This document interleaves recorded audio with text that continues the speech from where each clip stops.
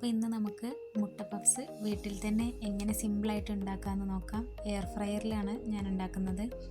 ആദ്യം തന്നെ 2.5 കപ്പ് മൈദ എടുത്തിട്ടുണ്ട്. അതിലേക്ക് 1 ടേബിൾ സ്പൂൺ ഓയിൽ ഒഴിച്ച് കൊടുത്ത് ആവശ്യത്തിന് വെള്ളം ഒഴിച്ച് ഇതുപോലെ ഒന്ന് നന്നായിട്ട് കുഴച്ചെടുക്കുക.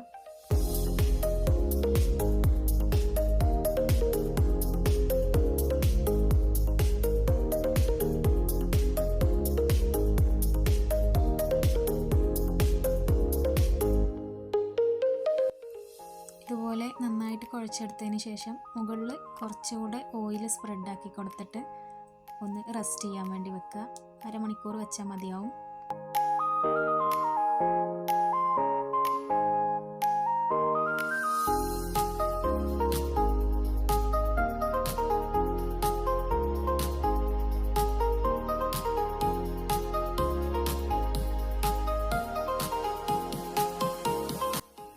ഇനി നമുക്ക് ആ മാവ് എടുത്തിട്ട് ഇതുപോലെ നന്നായിട്ടൊന്ന് പരത്തിയെടുക്കാം.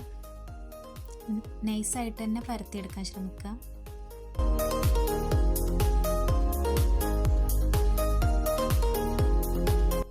ഇനി അതിൻ്റെ മുകളിൽ ബട്ടർ ഇതുപോലെ നന്നായിട്ടൊന്ന് സ്പ്രെഡ് ചെയ്ത് കൊടുക്കുക.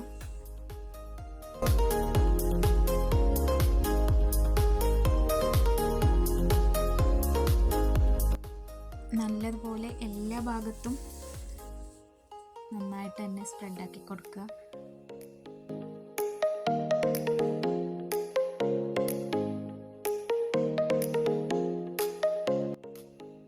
എന്നിട്ട് നമുക്കിത് ഒരു സ്ക്വയർ ഷേപ്പിൽ മടക്കിയെടുക്കാം.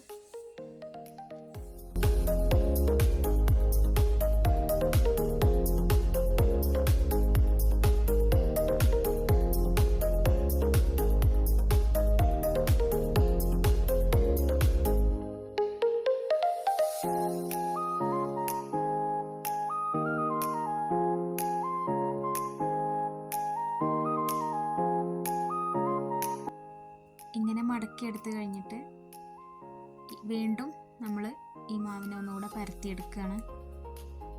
ഈ സെയിം പ്രോസസ്സ് നമ്മളൊരു 3 പ്രാവശ്യമെങ്കിലും റിപ്പീറ്റ് ചെയ്യണം കേട്ടോ. അപ്പോൾ നമ്മുടെ ഷീറ്റ് നല്ല പെർഫെക്റ്റ് ആയിട്ട് വരുള്ളൂ. ബട്ടർ ഇതുപോലെ വീണ്ടും എല്ലായിടത്തും സ്പ്രെഡാക്കി കൊടുക്കുക.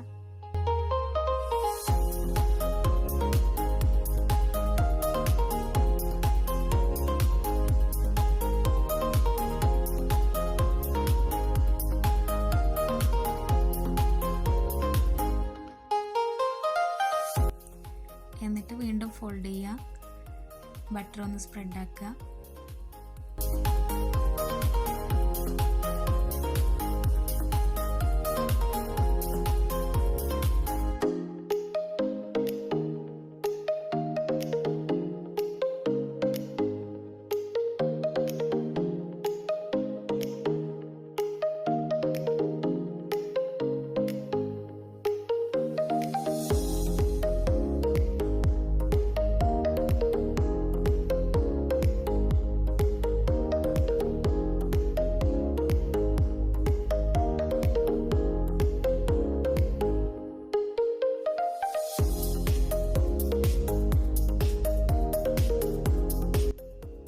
ഈ പ്രോസസ്സ് ഒരു 3 പ്രാവശ്യമെങ്കിലും റിപ്പീറ്റ് ചെയ്തതിന് ശേഷം നമ്മുടെ മാവ് ഇതുപോലെ ഒരു പോളിത്തീൻ കവറിൽ എന്തെങ്കിലും കവർ ചെയ്തിട്ട് ഫ്രീസറിൽ വെക്കുക.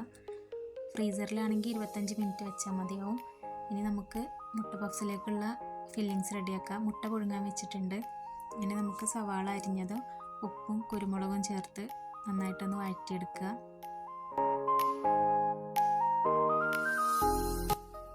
അതിലേക്ക് വെളുത്തുള്ളി ഇഞ്ചി ചതച്ചത് 1 ടീസ്പൂൺ ചേർത്ത് കൊടുത്തിട്ടുണ്ട്. നന്നായി വഴറ്റിയെടുക്കുക. മൂടി വെച്ച് വഴറ്റിയെടുക്കുമ്പോൾ നമുക്ക് സവാള നന്നായിട്ട് സോഫ്റ്റായിട്ട് വരും. ഇനി അതിലേക്ക് 1/2 ടീസ്പൂൺ മുളക് പൊടി, 1/4 ടീസ്പൂൺ മഞ്ഞൾപ്പൊടി, 1/2 ടീസ്പൂൺ ഗരം മസാല കൂടെ ചേർത്ത് നന്നായി ഒന്ന് മിക്സാക്കി കൊടുക്കുക.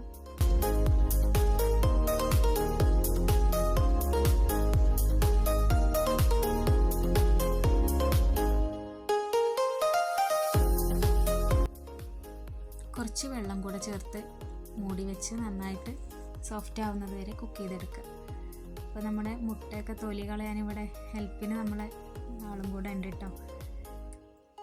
സവാളയൊക്കെ നന്നായി സോഫ്റ്റ് ആയിട്ടുണ്ട്. കുറച്ച് മല്ലിയില കൂടെ ചേർത്ത് കഴിഞ്ഞാൽ നമ്മുടെ ഫില്ലിങ്സ് റെഡിയായി.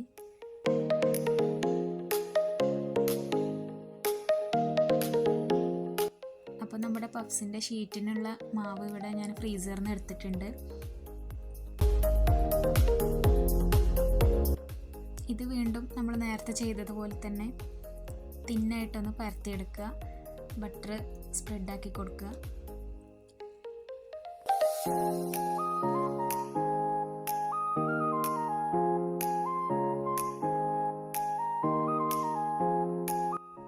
ഫോൾഡ് ചെയ്ത് ഒന്നുകൂടെ ഒന്ന് ബട്ടറൊക്കെ സ്പ്രെഡാക്കിയിട്ട് പരത്തിയെടുക്കുക. ഫൈനലായിട്ട് ഫ്രീസറിൽ നിന്ന് എടുത്തിട്ട് നമ്മൾ ഒരു പ്രാവശ്യം ഇതുപോലെ ചെയ്യുന്നുള്ളൂ. നല്ല ലെയറായിട്ട് വരാൻ വേണ്ടിയിട്ടാണ് ഇതുപോലെ ചെയ്യുന്നത് കേട്ടോ. അപ്പോൾ നമ്മുടെ ഷേപ്പ് റെഡി ആയിട്ടുണ്ട്. ഇനി ഇത് സ്ക്വയർ ഷേപ്പിൽ കട്ട് ചെയ്തെടുക്കാം. ഞാൻ 6 പഫ്സിനുള്ള ഷീറ്റാണ് ഇവിടെ റെഡിയാക്കിയിട്ടുള്ളത് കേട്ടോ.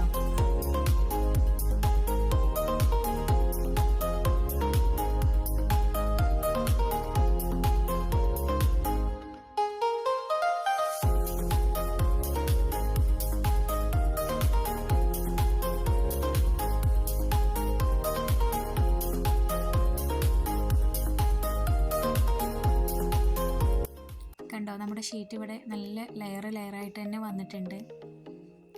ഇനി നമുക്ക് ഒരു മുട്ട ഇതുപോലെ ഒന്ന് ബീറ്റ് ചെയ്ത് മാറ്റി വെക്കുക.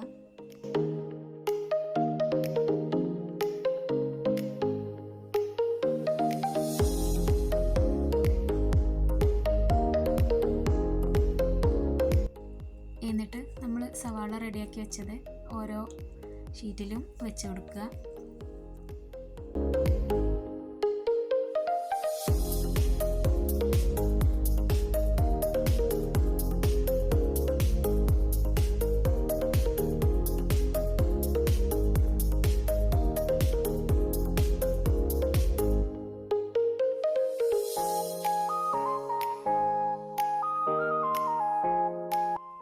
അതിൻ്റെ മുകളിലായിട്ട് ഹാഫായിട്ട് കട്ട് ചെയ്ത മുട്ട കൂടെ വെച്ച് കൊടുക്കുക.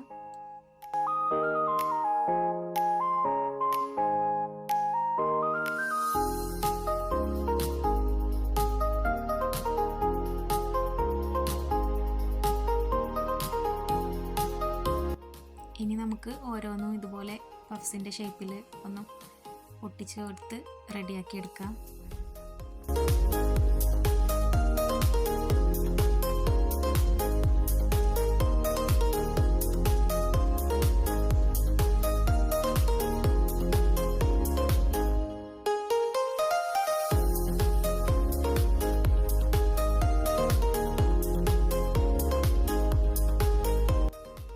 എല്ലാതും ഇതുപോലെ റെഡിയാക്കി എടുത്തിട്ടുണ്ട് ഞാൻ. ഇനി നമുക്ക് എഗ്ഗ് വാഷ് ചെയ്ത് കൊടുക്കുക. ഓരോന്നിൻ്റെ മുകളിലും ഇതുപോലെ ബീറ്റ് ചെയ്ത മുട്ട ഒന്ന് വാഷ് ചെയ്ത് കൊടുക്കുക.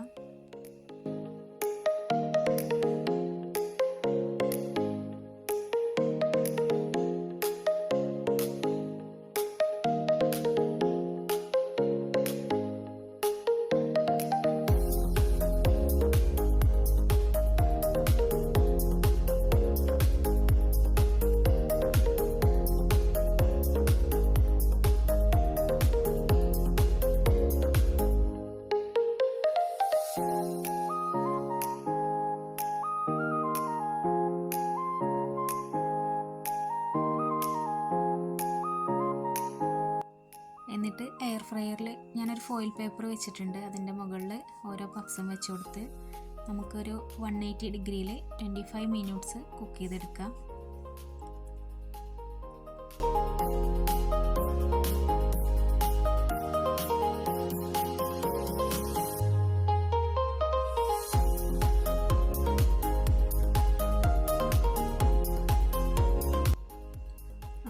പഫ്സ് ഇവിടെ റെഡിയായി വന്നിട്ടുണ്ട്. നല്ല പെർഫെക്റ്റ് ആയിട്ട് കിട്ടിയിട്ടുണ്ട് കേട്ടോ. അടിപൊളി ടേസ്റ്റി അല്ലേ.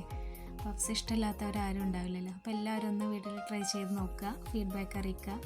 നെക്സ്റ്റ് വീഡിയോയുമായിട്ട് വീണ്ടും കാണാം. Okay, by.